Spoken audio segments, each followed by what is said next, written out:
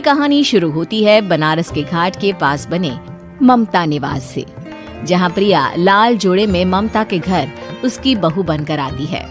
आओ आओ बहू, घर को अपने पैरों से पवित्र करो।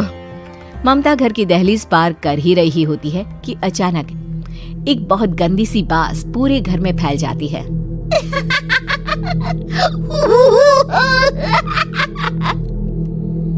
ये बदबू और ये आवाजें, ये कौन हंस रहा है माँ?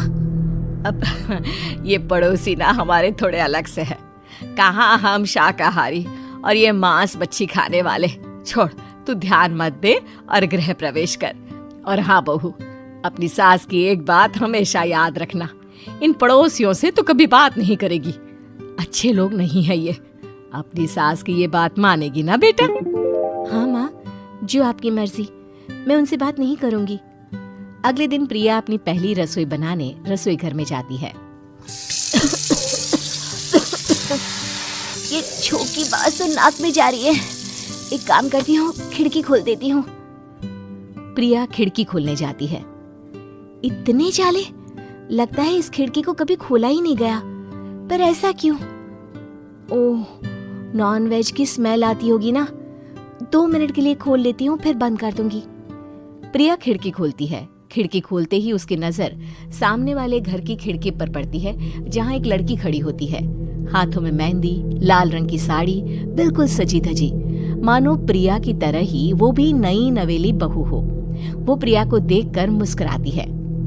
हे भगवान, माँ ने तो इनसे बात करने को मना किया था।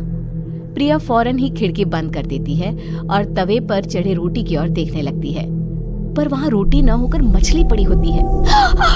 ये क्या? पहली ही रसोई में इतनी बड़ी गलती। हे भगवान, अब मैं क्या करूं? प्रिया बहुत डर जाती है और फौरन रसोई की सफाई करने और फिर सभी के लिए खाना बनाने लग जाती है।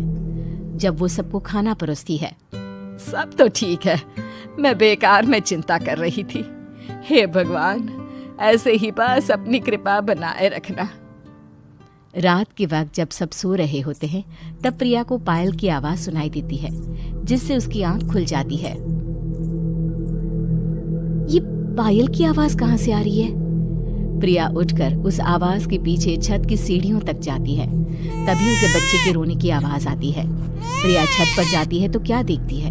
वही लाल साड़ी वाली लड़की अपनी गोद में एक नवजात बच्चे को घुमा घुमा कर सुला रही है। तभी प्रिया की नजर उसके पेट पर पड़ती है। ओह गॉड, ये तो प्रेग्नेंट भी है। सुनिए, बच्चा सो नहीं रहा है क्या? मैं कुछ मदद करूं? नहीं नहीं, आपके घर वालों को अच्छा नहीं लगेगा, मैं संभाल लूंगी। स्नेहा की गोद से बच्चा हाथ मारकर प्रिया की गोद में आने को छटपटाने लगता है। दोनों घर अगल बगल में बने होने के कारण प्रिया उस बच्चे को गोद में ले लेती है। प्रिया के पास आते ही वो सो जाता है। बच्चे का वो स्पर्श रात भर प्रिया भूल नहीं पाती और अगली सुबह वो छत पर कपड़े सुखा रही होती है।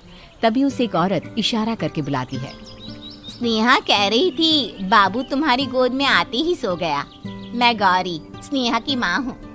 बहू, घर आना, बाबू को खिला भी लेना। शाम को जब घर पर कोई नहीं रहता, बच्चे से मिलने के लिए प्रिया छिपकर अपनी पड़ोसन के घर चली जाती है और कुछ देर बच्चे को खिलाकर वापस लौट आती है। इसके कुछ दिन बाद ही प्रिया को पता चलता है कि वो माँ बनने वाली है। ममता की खुशी का ठिकाना नहीं रहता।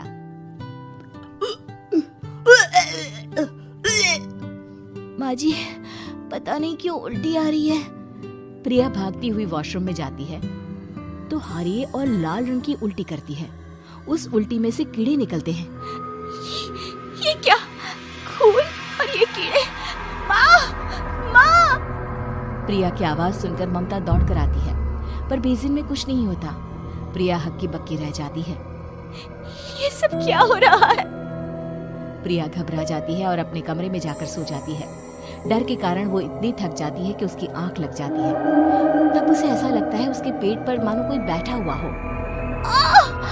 कौन हो? प्रिया के पेट पर एक 5 महीने की बच्ची बैठी हुई थी, जो बुरी तरह जली हुई थी। माँ, तुम ही मुझे लाई ना अपने पेट में?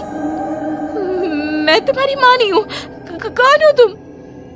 माँ, देखो मैं जल गई बुरी तरह से। 6 महीने पेट में रहने को भी मुझे नहीं मिला। सहला दो ना माँ। बचाओ, बचाओ, माँ। ममता दौड़कर कमरे में आती है। प्रिया की बातें सुनकर वो सब समझ जाती है। तू कहीं बगल वाले घर में तो नहीं जाकर आई ना बहू? मुझे माफ कर दो, मैं गई थी माँ। उस घर में सब मरे हुए हैं बहू। कई साल पहले स्नेहा उस घर में बहू बनकर आई थी। कुछ ही दिन में वो एक बच्चे को जन्म देने वाली थी। पूरा घर बच्चे के आने की खुशी में खोया था कि एक दिन अचानक उस घर में आग लग गई। सब बुरी तरह जलकर मर गए। गौरी आज भी दादी बनने का इंतजार कर रही है और इसीलिए स्नेहा ने अपना अजन्मा बच्चा तुम्हारी कोख में डाल दिया। ममता ये कह रही